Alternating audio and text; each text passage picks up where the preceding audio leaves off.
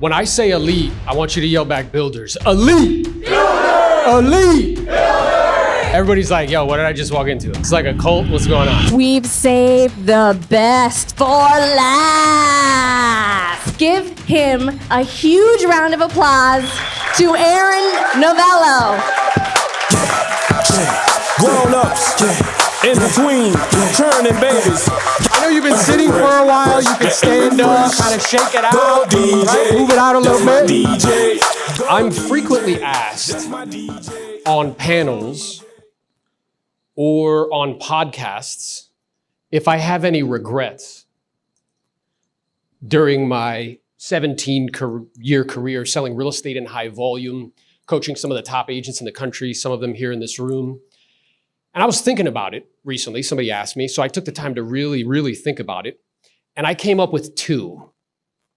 And I would like to be vulnerable, just like our boy Jose was vulnerable in the room, and share them with you because I feel very comfortable with you guys. Would that be okay? Yes. Okay, good. So the first regret is taking us back to 2011, okay? 2011, I'd been selling real estate for 4.5 years.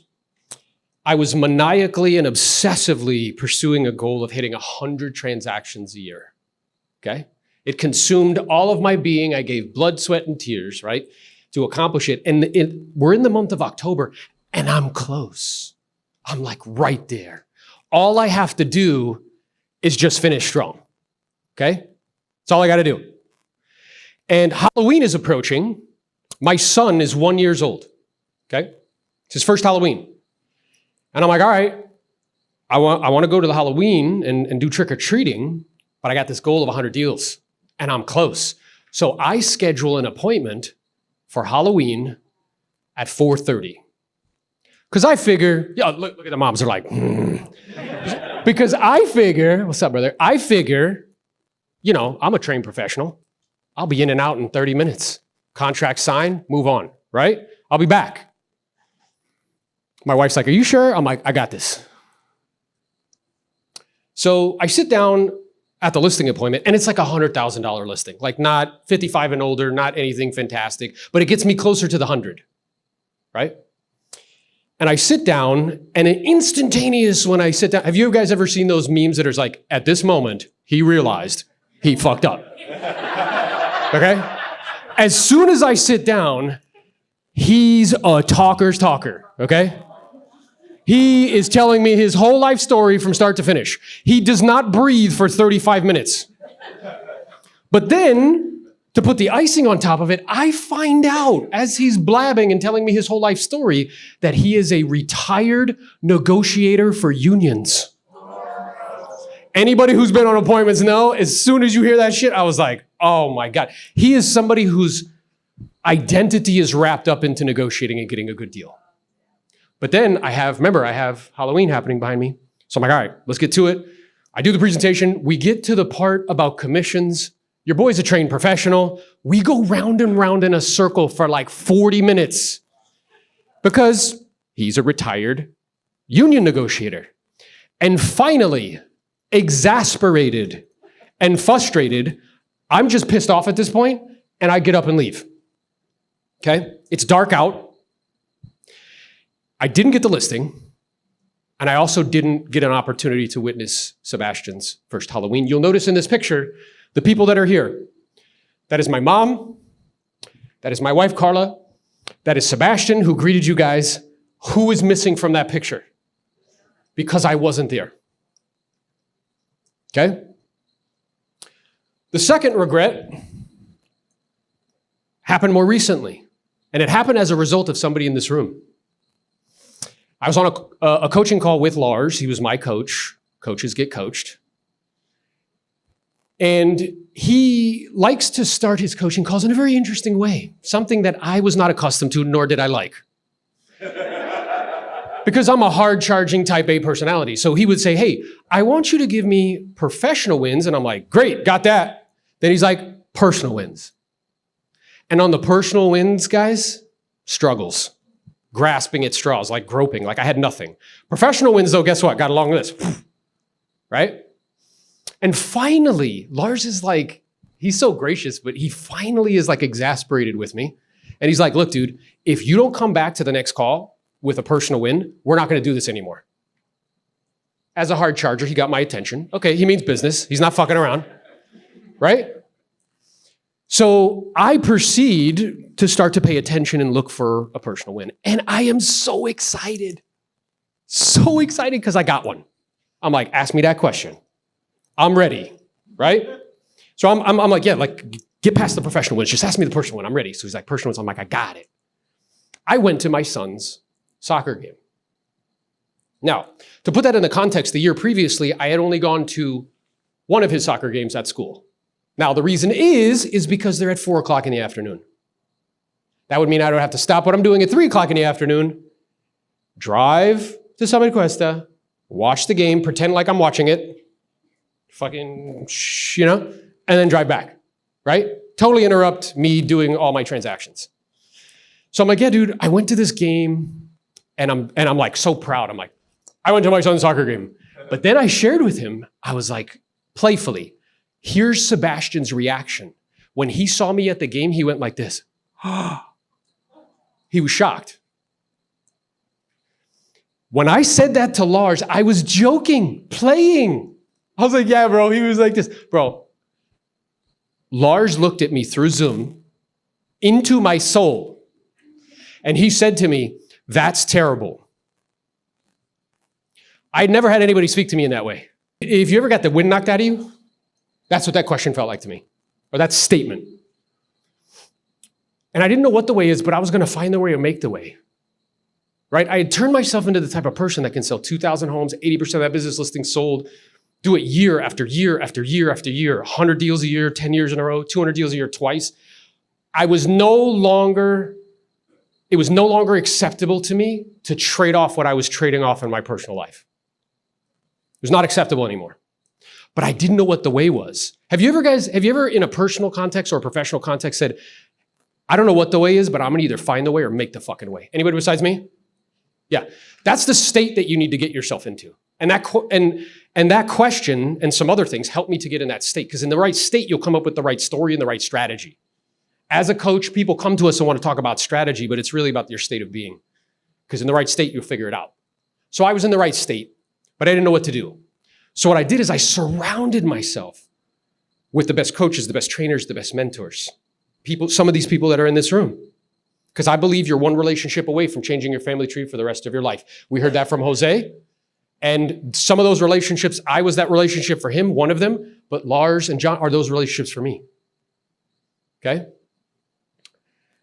And I really started to think about leverage, really started to look at different vehicles, different strategies, different approaches, because a lazy mind's answer is just to work harder. Listen to what I just said to you. All you guys grew up in families that 65% of us live paycheck to paycheck. You heard shit like money doesn't grow on, eat all the food on your, and a penny saved is a penny, which is horseshit because it's a penny. And if you want it done, you got to do it guys, isn't it funny that like we all are like chanting the same thing, like the Pledge of Allegiance? It's just programming, guys. But look at the people who gave you that programming. What are their lives like? Difficult. Right? This is true. So I got access to the best trainers, the best coaches, the best mentors, really expanded my thinking, started thinking about vehicles differently, started thinking about leverage differently. And in the calendar year of 2023, I only missed one of Sebastian's soccer games.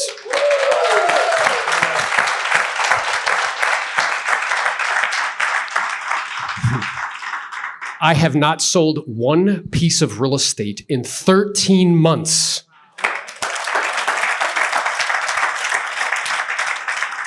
And my residual income from investments and rev share supersedes my living expenses by a factor of 2. Now, I believe everybody in this room, okay, with the right strategy, the right proximity, the right understanding of this vehicle, okay, and the right understanding of leverage, you can do anything I've done in half the time, okay? I spent the last 17 years of my career selling 2,000 properties, right? Starting a coaching company, 100 coaching clients, 12 of which make over $1 million a year. All of that was to prepare me for this. You can spend a whole lifetime preparing yourself for one opportunity, and I'm telling you, this is it.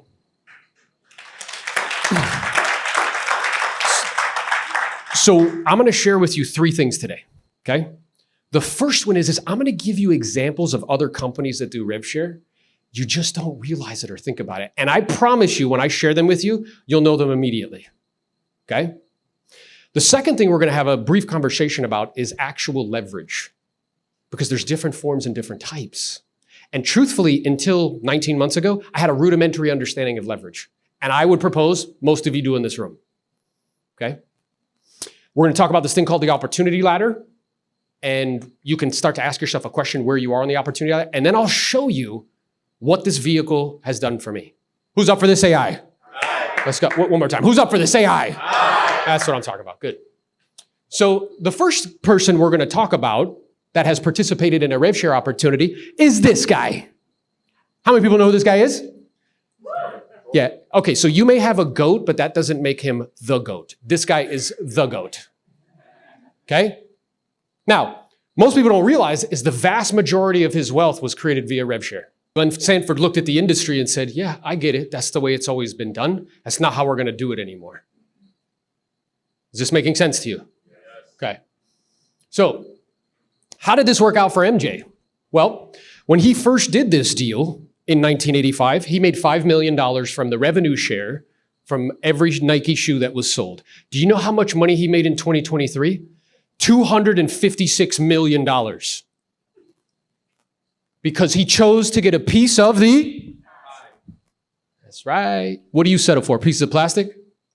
Stop doing that shit. Nobody cares. Your little picture like this. Come on. Okay? What's also really interesting about Jordan, he's one of a handful of black billionaires on the planet. He's the only player to actually become a full majority owner so far. LeBron might do it too. Look at his net worth breakdown. Only 5% of his net worth came from his salary in the NBA. 5%. 32% came from endorsements. 62% came from revenue sharing. 62% of one of the richest athletes on the planet and people on the planet came from revenue sharing. That is something to think about. Huh. Who's the next example of somebody who's participated in a revenue share opportunity? This young man, everybody know who this is? I don't have to say who it is? Yeah, Messi. Okay. So, Messi was offered $1 billion in active income. $1 billion to play in Saudi Arabia for 2 years. Okay? He turned it down. Now, you might be like, well, he's already got a ton of money, right? Why did he do that, though? Let's examine underneath. Why did he turn that down, and what deal did he accept anyway? He took a lower salary, about $70 million. Poor him, boo-hoo. But he got ownership in the team. Equity. I want you to write something down. You will never get rich trading time for money. You must own equity. Period. Think about people in your life that trade time for money and don't own equity. Their life becomes incredibly difficult as time progresses. Okay? He got equity. Do you know what else he got? What do you think it was? Rev share. He got rev share. He sure did. Do you know what he gets rev share on? Every jersey that's sold with his name on it. Do you know what else he gets revenue share on? Streaming with Apple. So wait a minute, let me get this straight. He turned down active income and signing a contract to lock him in for an extended period of time, turned that down for a salary plus equity plus revenue sharing. Let me ask you guys a question. How different is this example from brokerages offering you upfront money and ask you to sign a contract for 3 years? Oh, it's the same fucking thing. And guess what they don't give you? Equity or rev share. How interesting. Guys, look around you. These examples are around you. You just don't think about them that way. Hey, if it's good for Messi, it's good for me.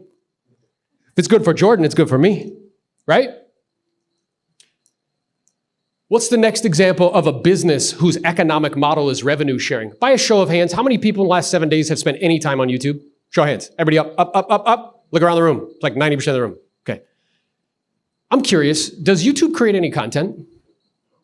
No. They are a platform. Okay, we understand this. Do brokerages sell any real estate? Which makes them a? Oh, how interesting. So we're coming at you at the 2024 Elite Builders Gala, and we have with us absolute rock star, one of the top rev share earners in the whole company, Mr. John Mikish. Appreciate you being here with me, buddy. Yeah, man, it's been a blast. It's amazing to see what you guys have put together here. Yeah, man. Well, that means a lot coming from you, and I guess I'm curious because you've been in this game 3.5 years. What exactly about this event stood out to you? Yeah. So last night at the gala, the awards ceremony you had, me and Lars were sitting in the back, and we were like, man, it's just amazing, the energy and what you've brought here. These people are sold out, but for all the right reasons. Yeah. And I think that there's very few people in the company right now doing this level of an event from the quality standpoint and just how you're interacting and maintaining and creating energy. Very few people are doing that in the company as a whole. Yeah. I don't have anybody else in my organization right now doing what you guys are doing from an event standpoint, and I just want to commend you on that. Well, I appreciate it. I've had some amazing conversations with the people. I can tell that they're not just motivated, but they're informed. Mm-hmm. So you got a good mix of people here. Some of them are interested in revenue share. A lot of them are interested in production. And the coaching and training that you're providing around production is giving these people, I was just out at the pool talking to a guy, and he's like, hey man, I'm stuck in the 10 to 15 deal a year. And he's not even with EXP yet, but he's like, the way that you guys share information and how you're just not withholding anything, he's like, now I feel like I can go back to my market and go to 50 sides a year. Yeah. And I'm like, that's what it's all about, brother. It's awesome, dude, to have that level of impact, which is really what it's about. And I guess I'm curious from your perspective, one of the things that I've had a couple people say to me in terms of feedback was they were really surprised, not only by the kind of level of collaboration and sharing, but also vulnerability. Yeah. Where they didn't expect the speakers, myself, yourself, Lars, Jose, and others, they're accustomed to seeing people on panels and being very kind of oh, look at me, and braggadocious. Yeah. And everybody led with kind of vulnerability. So I'm curious to get your feedback on that, because you've been to a lot of these types of events. I've been to a lot of events, man, and I think that, as far as being braggadocious, I think sometimes that's all we have to lead with. When we're looking at events in our industry as a whole, outside of EXP, it's all you have is your production. You have nothing else to give, you have nothing else really to benefit from other than, hey, look at me, look at what I've done. And a lot of times you go to events and it feels very much like that, and they're saying, hey, I've got this thing that I'm really good at, and I just want to talk about that. And you're less likely to get the guy that says, hey, but here's the areas I'm struggling with. Mm-hmm. Anybody who's not with EXP that's been to an EXP event, the common theme is, wow, you guys are open and you share and you don't hold back at all. Mm-hmm. And somebody was actually asking me about this at the pool, why do you think that is? And I said, I think it's when you have so much opportunity in front of you that it's not just about the amount of homes you sold last year, but it's about this impact, it's about this revenue share, it's about being part of a company that you're owners in. When you have all of that, your walls just come down. Mm-hmm. And you're like, how can we grow together? How can we impact together? And that's been my experience all along at EXP. It's been 3.5 years, but in a lot of ways it feels like 10. You know what I mean? I've been in this industry for 20 plus years, and the first 17 of it were doing it the hard way. Mm-hmm. And it was doing everything that all my coaches told me to do so that I could go sell some more homes, but always having to hit the reset button. Hitting the reset button every January 1st, hitting the reset button when my top producer leaves to go become a competitor, and it just gets tiring. So I think that part of what you experience at an event like this, certainly when you can get people in the room that are experiencing freedom at a different level, is just a sense of gratitude. Mm-hmm. Somebody told me a couple years ago, I was on this whitewater rafting trip, and this 19-year-old guide was wise beyond his years, just somebody that was super magnetic. And he was sharing some stories with us when we were going down the river, and he said something that was it just stopped me. And he said, I was like, man, how do you have all these stories and all these experiences? And he said, well, I believe that vulnerability is the doorway to connection. And he said, I've always been super vulnerable. And because of that vulnerability, people have connected with me and invited me to do all these crazy things. And I was just like, I thought about that for the whole rest of the trip. And I bring it up because you said, we're vulnerable here. And it's like, yeah, we're vulnerable. And because of that, we're connecting with agents at a deeper level. When we can take off the mask and we can remove the identity of all I am is my production from last year. Sure. And we can actually become a holistic human being who's also a realtor, who has struggles, who has challenges, but together we can solve those problems in this model because I can help you and you can help me. And by me helping you, I'm not giving up any of my cards because it's not about that anymore. And I think that's ultimately the thing that from the outside, the industry doesn't see about us and the difference that's going to carry us forward into the future. I agree. And I think that underneath as well, something that they don't see is that Charlie Munger, Warren Buffett's right-hand guy, who passed away recently at 100, he said you have to be very careful how you incentivize people because it shapes behavior. And what's interesting is here in this model, we're actually incentivized to collaborate and to share. Where in virtually every other model, there is no incentive to, which is why it doesn't happen, right? And I guess I'm curious too, because again, you've been to a lot of these, and not only did you present, but you were kind of there observing. So were there any takeaways for you in kind of the other presenters? Yeah, so you brought in a tax strategist. And you had no idea this about me, but like I was actually looking for a new tax planner. My experience with tax planners over the years is that a lot of times you choose one because they're really good and they're really excited about helping you go to the next level of tax planning and preparation. And then they're good, and then as each year goes by, they get more and more complacent, or they go to a new level of their career and they're not as available. So I'm just in that season where I'm looking for a new guy, and the guy that you brought in, like I texted you, I'm like, this guy is a G, man, like connect me in a three-way text. Like he's awesome. He's exactly what I was looking for. And like, how cool is it that we can come to like a real estate conference? I'm a speaker here, so like I'm coming to bring value, but I can walk away with so much value. Like I've already connected him and me with my wife, and we're gonna do a meeting, and it's like, I think our value is going beyond the borders of a traditional real estate agent, and like, how can we help these people holistically, lead better lives and do better planning? One thing he said that was just like, is, we've all heard the penny doubled every day for a month. And like the end result of that is like, if you double a penny every day for a month, it's like 5.3 million. What's crazy is if you tax that penny along the way, and you're in like let's just say a 28% tax bracket, if you tax that penny every day 28%, instead of it being worth 5.3 million at the end of 30 days, it's worth 67,000. It's crazy, right? It's like, we can't earn more way out of that pit. So that was a super huge takeaway for me. And I'll share with you another takeaway, man, is like, you're doing these events, and I never did these events.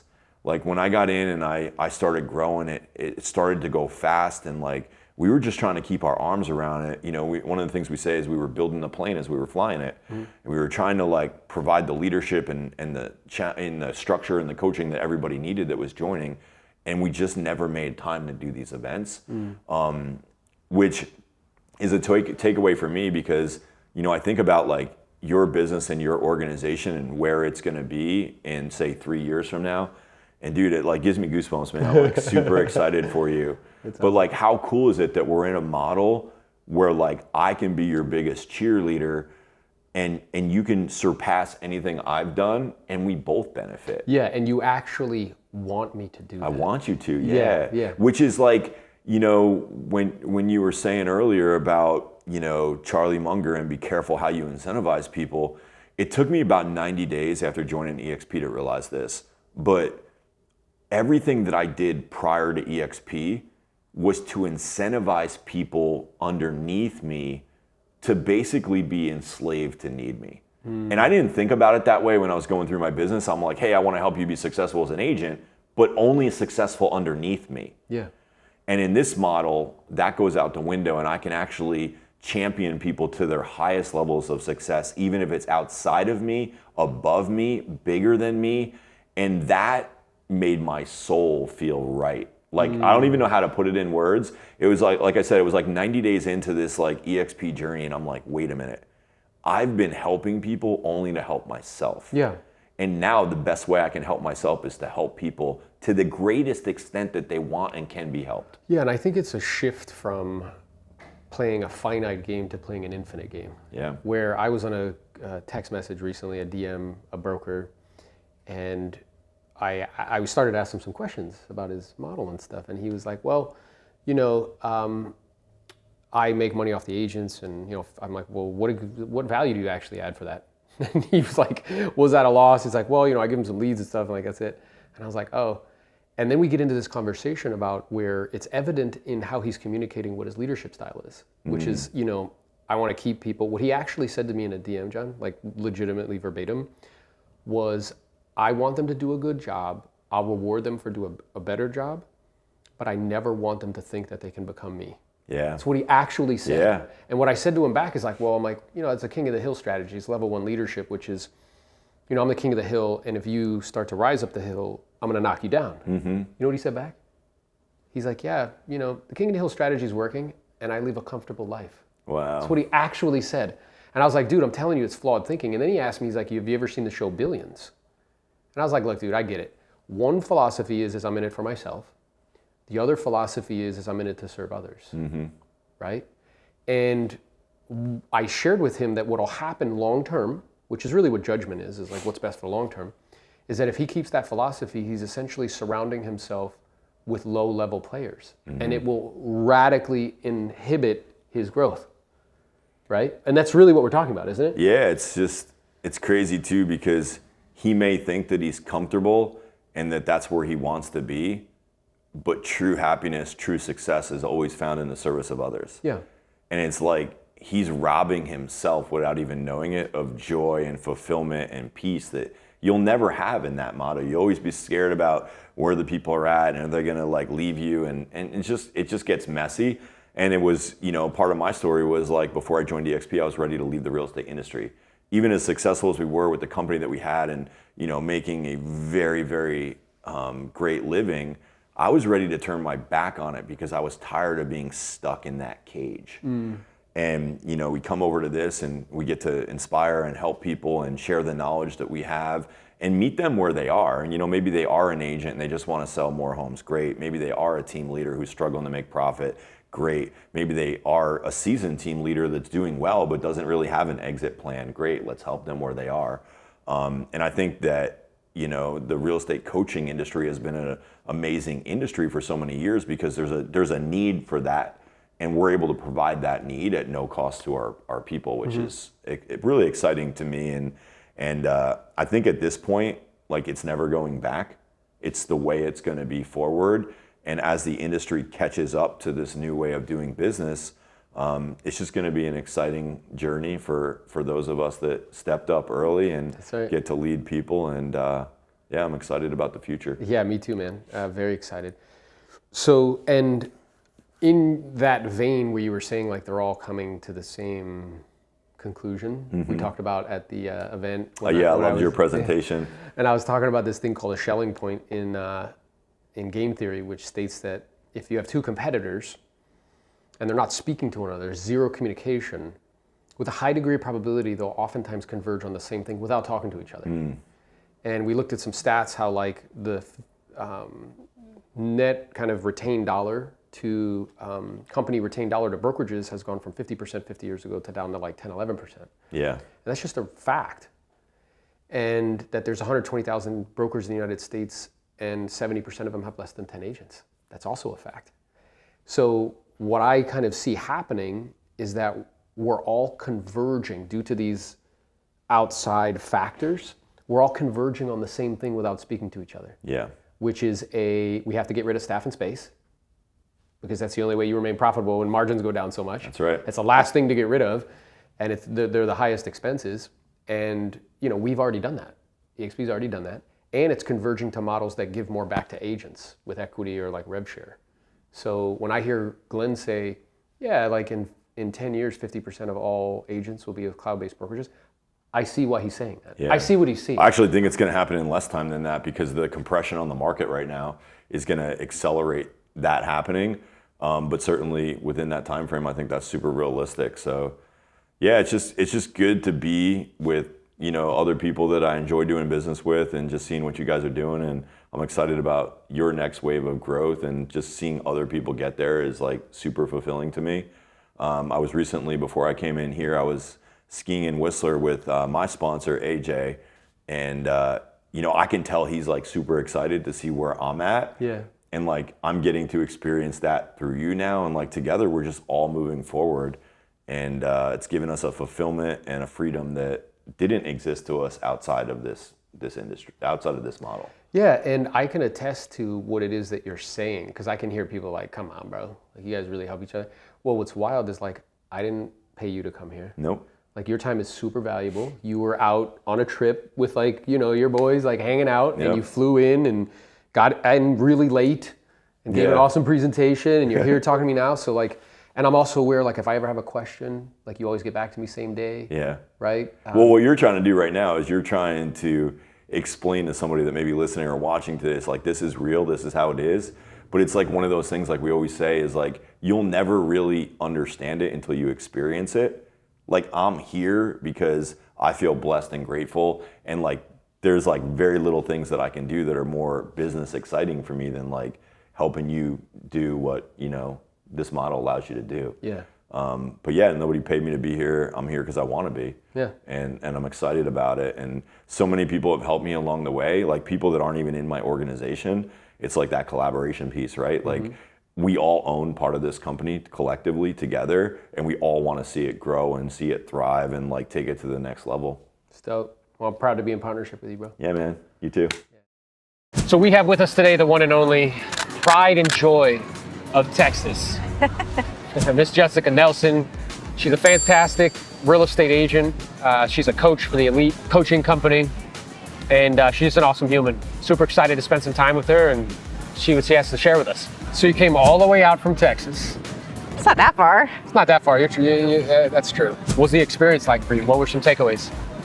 I'm so excited for the vision. Access to Michael Jordan and Kobe Bryant, and you play basketball, Yeah. and you sit at their table, and you have dinner with them.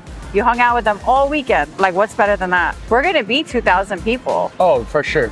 Everyone who's a founding member who is here, this is so exciting. Yeah, 100%. I feel the same way. You know, when we were first having conversations about it, sharing with you what I was thinking or that vision, I saw you as a critical component of it. Thank you. Yeah, because I know that you are a leader and you have the capacity to help a lot of people. And you actually got the Culture Award for, you know, really building culture and a tribe out in Texas. Tell us a little bit about specifically like how you've gone about doing that. Thank you.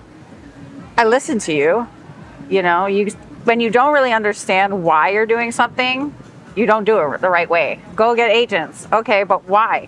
Why are we helping agents? What's in it for them? Why are we doing it? So you helped me to understand that changing a person's life also changes mine. And then I started experiencing it. So the experience starts to compound because you want to do it for more people. And specifically what I did to create that is I gave them access to me. Free, unlimited access to me. Imagine what hanging with, you know, whatever the top of your profession is all the time and saying, how do I fix this? How do I fix that would do for your career? That's awesome. And then did you find that when you shared with them that it was free and unlimited, that like there was like some hesitation, like they were like, what, really? Like they didn't believe you sort of thing or what? Absolutely. Yeah. It's funny because sometimes I'm like, should I charge you guys for this? Yeah. But the ones who get it, they use it. They, you know, they're blowing up. Look at what Noemi did. Yeah. 14 transactions in 6 months. Yeah. What was she doing before? Like very little, right? I think she was almost brand new. She Yeah. was like a buyer's agent for a year with another brokerage. Got it. Like gave her leads and stuff like that. Yeah. She wanted to be a listing agent. 14 transactions, all listings. Well, mostly listings. Yeah. And I mean, it's a direct reflection that like proximity is power. And I guess I'm wondering, because you get it, it's clear to you, some people still don't. Like, what do you find are the biggest stumbling blocks? Because I know you're at 24 agents, it's getting bigger, faster. I firmly believe that you will grow to hundreds, if not 1,000. What do you think the stumbling block is for most agents? They're not experiencing it. So all of them, every single person who's partnered with me, I have pushed them to either do a live event, a webinar, or something that's agent attraction. Content days, we have content days. And all of them are hesitant. Getting in front of camera, public speaking, it's scary for the first time if you haven't done it. So all of them have tried, and a few of them have really taken off. So even though people fight with you or they don't want to do it, push them to do it anyway. Because what's going to happen is out of 20 people, you're going to get like 2 or 3 that they get it and they love it. And now you're helping them build to be leaders too. Yeah. And what do you, and that makes total sense to me because it's about leadership and duplication. What do you think is a roadblock for agents that perhaps are at like, you know, different models or traditional companies that they don't see what we're seeing? Because it's very clear to me and you. Yeah. Why do you think it's not very clear to them? I hear a lot that no one ever explained it to me like that. No one ever showed me. And it's because people are telling them, I think, what's in it for them, not what's in it for the agent. Yeah. Or perhaps like what is exciting to them instead of trying to figure out like, hey, tell me where you're at, what you're looking to accomplish and why, and what you think you need in order to get that. And then our job as leaders is to help them make that happen. I was talking to someone here who partnered with us, I don't know, maybe 6 or 7 months ago. And she's like, you know, during the seminar, like people being vulnerable is not something I've ever experienced because that's not something you get. People go on panels, they just talk about how cool they are and how many deals they've done. I did this, I did that. And then the other thing she said was that it's very rare, and if ever, that she's experienced where a group of people actually want you to win. And what I shared with her is that the reason is because virtually everybody else is in a model that doesn't incentivize that. Yeah. And you have to be very careful about incentives because it shapes behavior. Absolutely. If somebody does not have an incentive to see you win, they don't want you to win. Where I want you to be bigger than me. I want you to out-earn me. Quick question. Yeah. How can I be bigger than you if I'm under you? Well, you could, because as time progresses, what ends up happening in the attraction game is it goes 7 levels deep. Yeah. So that 7th level for you could be like an 8th for me. So, and you that will just keep getting bigger. Okay. Yeah. I actually love that, like, the people who help you get rewarded. Because in a lot of brokerages, it's not that way. You end up becoming their competition or... Yeah, and truthfully what it is like, they want you to hang around so that way they can make money off of your work without them having to do too much. And I can hear people saying like, oh, that's like, you know, like a rev share component. Well, it's a much bigger piece. And it's coming out of your commission. It's not money that's being sent back to the company. Right. So, you know, that model is such like they want you to do well, but not too well. Yeah. They don't want you to become them. Correct. You know, I was sharing with people, I was in a DM with a small broker, and he actually said to me, like help people to do good, but never let them think that they can become you. And I told him, I'm like, bro, like that's the complete wrong thinking. Like, your leadership style essentially is king of the hill, which is like, I'm the king of the hill or the queen of the hill. And when somebody gets up, I'm going to knock them down. It's so the opposite. When you were speaking, you should have, I don't know if you noticed, Lars and John's faces. They were so proud of you. Yeah. The complete opposite. They're like they're proud of their son, you know? Yeah, like they want to see you win. They want to see you grow. They want to see you expand because the model actually allows that to happen. Yep. Yeah, I think that's awesome. So I guess for you in Texas, like what's the vision for 2024? To change 100 lives. That's dope. Yep. So to give women financial independence, to equip people with tools to become wealthy who maybe are feeling disenfranchised or in some way not given those tools. That is the goal, 100. That's awesome. And then what else can I do to support you in that? Exactly what you're doing. You have helped me so much. Like, you talked to me that 1 week. I don't know if you knew this. It was like 20 hours, our phone time. Yeah. And it was not deals. It wasn't like my transactions. It was, how can I be a better leader? I don't believe that I'm serving people the way they need to be served right now. And you telling me down the pike, Yeah. hey, you got to do this. That's not acceptable what you're doing. And that's huge. Like learning how to lead is actually much harder than learning how to transact. Yeah, I agree. It's much more difficult. But you're going to be a fantastic leader, so I'm proud to be in business with you. And let's go, let's grow. Let's go, coach. Let's go. Yes, we've got a woman on our panel. She has been in the real estate business for 22 years. She started her business 10 years ago, and she specializes in optimizing systems for agents. Who needs that in their life? Let's give it up for Kathleen Metcalf. Hey! I am so happy to follow these guys. Wow, powerhouse. So the fact that systems aren't necessarily thought of as sexy, I really love the fact that when my slides come up, you'll see that freedom to achieve is what I named this conversation for us today, because it's really what we're after in the results of achieving is also to have Deirdre. Hi, Deirdre. Is to have freedom. And so I want to really tap in to what is that for us and how do we get there? And so I really want you to hold on to, as Lars said, to surrender to the process and to release the result.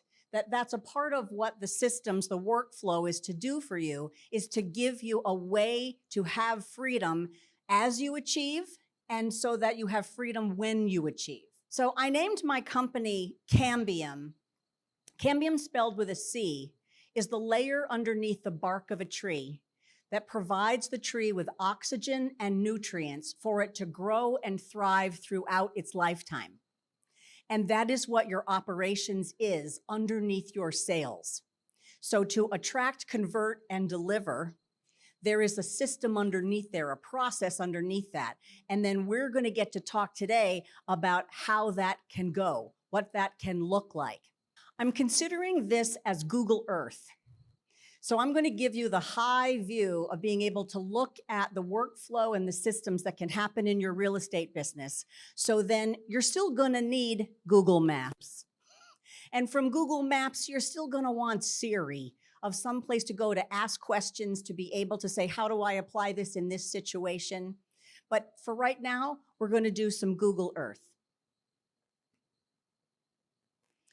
So for freedom, what does it feel like? What does it look like for you? So what are some things that you associate with freedom? How about in your financial life? What's freedom? You have enough money? Peace? Flying first class? Having money in the bank with some commas maybe would also be nice. What does freedom look like in your relationships, in your family? Assist your family members. For kids, anybody want to send kids to private school? Generosity, go on vacation. How about for your health and your well-being? What does freedom look like there? Intentionality.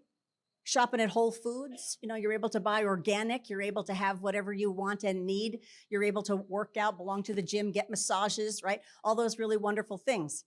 So to be able to keep that in mind, that freedom looks like things and freedom also has a feeling. So I'm gonna lead you through a momentary guided meditation. So take a moment, put your feet flat on the floor, put your hands on your lap, and close your eyes. Take a deep breath. Breathe in, breathe out. Breathe in, hold it. Breathe out. Now I want you to think about freedom in your life. You have all the money that you need to pay all your bills. You have no debt. You have the home that you love. You have your family is safe and secure. Your children, your parents are all in good health. They go to school. They have their retirement set up. Your community has all of the events that you need. We're saving dogs, we're feeding the homeless, we're putting in economic housing. The community is in good shape.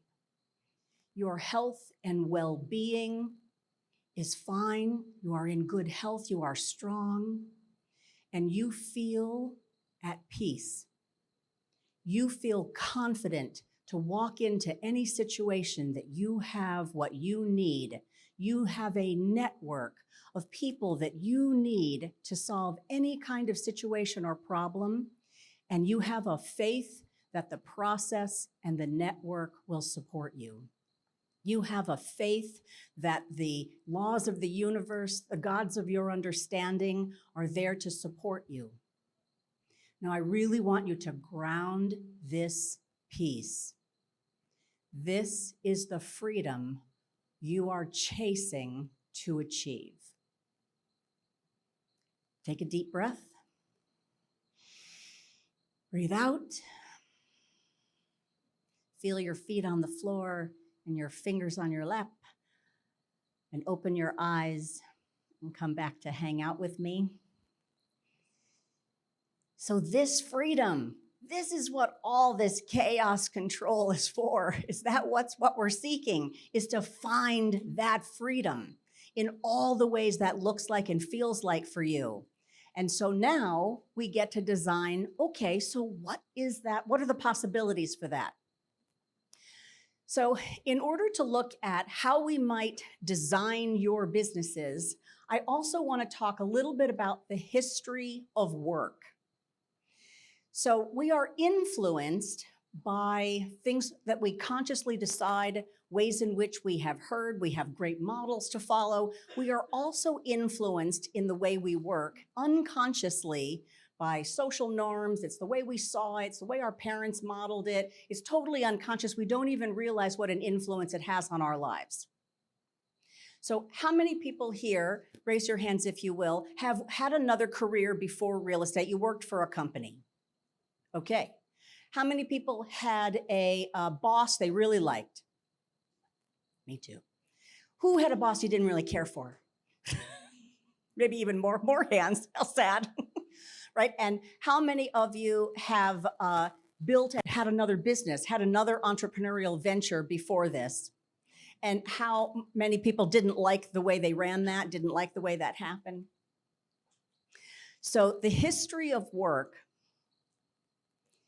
includes from about 1776, when the country was born, until the middle 1800s. It was about labor. So Aaron talks about different forms of leverage, and the easiest form of that is labor.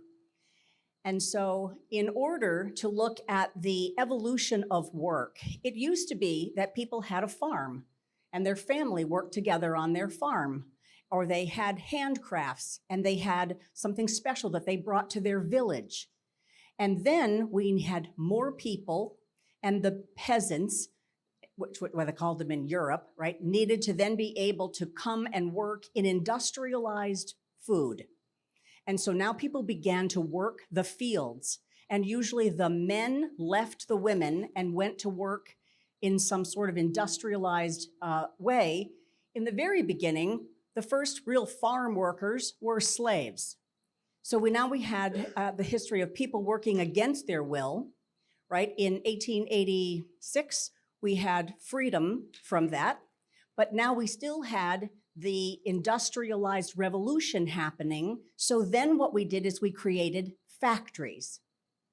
So now we had people working in factories, standing side by side. And so not only did the men come to work in the factory, but often so did the women, and so did the children. And so then as the workforce began to multiply, they began to also revolt, because this was no way. Now the family structure, the way that people used to structure their day, their week, their community, the way they had time together, the way that they ate together, all shifted. So this industrialized revolution, for all intents and purposes, destroyed our cell of family and community, all for the better good, to be able to feed more people, make more products, take care of everyone. Does anyone know where the 5-day work week was born? Henry Ford. Henry Ford realized that if his workers worked 6 days a week, that was normal, then they didn't really have a lot of free time. And so they didn't really need a car because they worked 6 days. And then on the 7th day, they went to church and then they went back to work. And so he realized that if he didn't cut their pay, but he had them work 5 days, they would have more free time. They might want to go for a ride, might want to go visit their mother. They might want to do something else. And his competitors went wild, but he sold a lot of cars. So we have Henry Ford to thank for going from 6 days to 5 days. But that became the norm. But that was invented by some guy who wanted to sell cars, right? It wasn't necessarily something that we consciously wanted to look at. So recognizing that the history of work has abuse, neglect, strife, exhaustion, and resentment. And as entrepreneurs, we have choices. People working like machines has been a long-standing, centuries-old habit. But we're not machines, we're human beings. And so how do you want to craft your business and your workflow, your day, your calendar, what is important to you? Recognize that you have the ability to make an enormous amount of conscious decisions about that, but you may be fueled by unconscious things that you don't realize that you consider to be, this is normal, but it doesn't have to be your normal unless we keep recreating it. So as an entrepreneur, as an agent, as a broker, you as a support person working for an entrepreneur, you have a blank slate. You really do get to create what is your business going to be like? How do you want to run it? You can think out of the box. But inside of this opportunity, there is, well, what do you want it to be like? Do you want to have it be smooth and easy where everyone matters, everything counts? Do you like some organized chaos? And do you not necessarily realize that sweeping it up and not necessarily having a schedule, and that you consider not having a schedule freedom when having a schedule actually gives you more freedom? Then you're creating that in your own world. Or do you have the belief that it has to be hard, it has to be a grind, it has to be sharp and jagged in order to prove your worth by your production, to prove your worth by how hard it is? When you were born worthy, you were born valuable, there is nothing for you to prove. You can want to achieve, but you already are valuable. Your hard work in that way is not necessary. So Lars, I've been a big fan for years in the background, and now it is a thrill to be able to work more closely with him. I have loved the fact that in Scale or Die and in his videos and in his Facebook group, he talks about the fact that you can have a life. And so it is also completely okay that as salespeople, that this is not your jam, that you don't know how to design this, that you don't think this way. It's okay, because there is a counterbalance who is very happy to work with you in administration and operations. They just need to partner with you. Is anyone familiar with the analogy? It happens in relationships, in businesses, about the rock and the kite. So anybody flown a kite? Right? So it has to be attached to a string, and it usually has a dowel with a string roll on it, and then it needs wind, and then it sometimes takes where you have to run, and you have to run to get it up, and then you have to try to keep it up. But the higher it goes, the more important is the dowel and the string and the person holding it. So in order to fly high, you need to be tethered to something stable. Most salespeople are kites, particularly the eye and the disc, those expressives, right? I often say, most of my clients, I try to identify what bird they are. And a lot of agents are hummingbirds. And that's okay. You just have to pay attention to what a hummingbird needs. Some of my clients are falcons who kill on the way down, fast moving, but to be able to know that you're a kite. And if you want to fly high, if you want to do the Super Bowl and reach 100 deals in a year, right? That's high flying.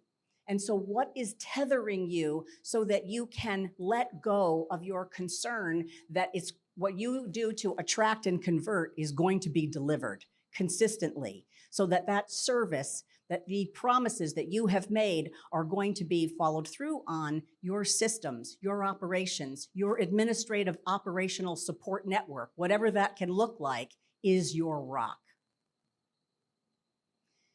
So in Lars's definition of different levels of performance and achievement, we refer to that at my business as set up, level up, and optimize. And no matter where you are in your business, it's okay if you need different systems.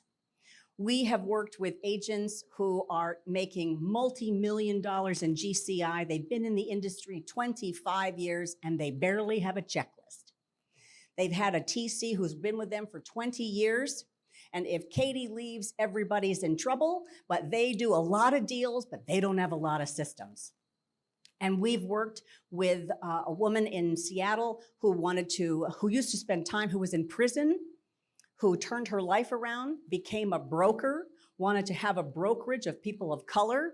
And we helped her set up all her systems so that she could attract and then be able to have them perform well so that she could help other people turn their lives around by being fantastically successful and supported real estate agents.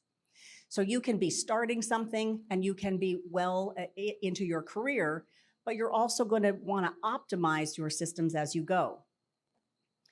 So we look at what I refer to as generically operations inside the context of leadership, that everyone who is involved in your business is a leader in their own right. So if you have a transaction coordinator, that person is a leader for that function. If you work with a marketing person who's helping with your social media and getting video and other things to promote you, that person is a leader in their own right in that way. So you need good leadership, and you as the business owner need to keep developing your leadership skills and what that looks like, whether you're setting up, leveling up, or optimizing. So the three functions are workflow, teamwork, and finances. How many of you would like to be millionaires? We're going to want to know where that money's going. And so bringing in the money is one element of the business. My coach, Belinda Rosenblum from Own Your Money, I'm a cash flow CEO, says that sales numbers are vanity numbers. It's a way to egotistically feel good about what we have achieved at different levels of success, but very few people talk about how much money they keep. And so I told Justin I was going to tee him up really nice to speak after me because he's the tax guy. So to be able to know that we want you to be millionaires and that you keep millions, not just earn millions. So when you have workflow of systems to attract, convert, and deliver your services, teamwork to the roles and expectations and accountability of anyone who is working with you, and that your finances are revenue, expenses, and profit. When those three things are working well together, you're in the center of this diagram, which is consistent, optimized results.